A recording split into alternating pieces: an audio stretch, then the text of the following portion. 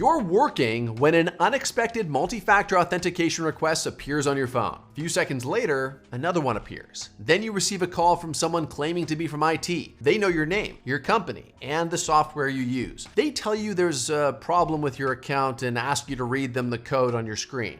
What do? Real-world cyber threats rarely announce themselves with a flashing red warning that says, "Congratulations, this is definitely an attack."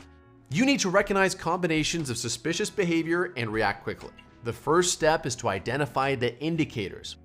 One unusual event may have an innocent explanation. Several connected events may indicate an active attack. Warning signs include unexpected login notifications, repeated authentication prompts, password reset emails you didn't request, sudden account lockouts, unfamiliar sent messages, altered payment instructions, or a caller requesting immediate access. Pay attention to context. Is the request normal for your role? Is the person using an approved process? Are they creating urgency, discouraging verification, and asking you to bypass a security control? If the answer is yes, stop the interaction. Do not approve the request. Do not provide the code. Do not continue clicking around to see what happens. Next, isolate the potential threat.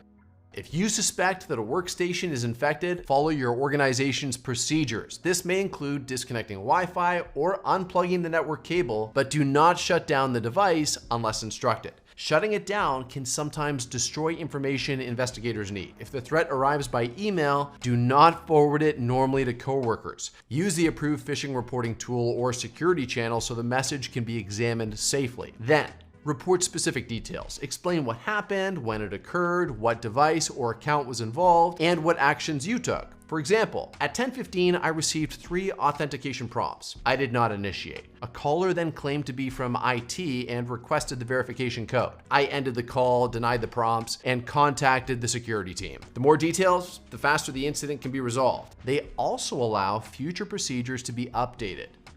Finally, preserve evidence.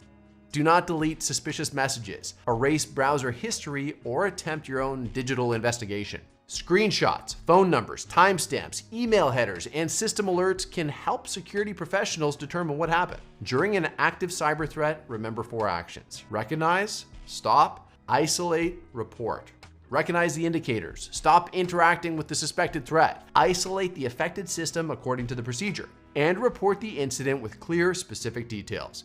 You don't need to defeat the hacker personally. Your job is to interrupt the attack, protect the environment, and give the security team the information they need to respond. Stay calm, trust the process, and never take investigations into your own hands.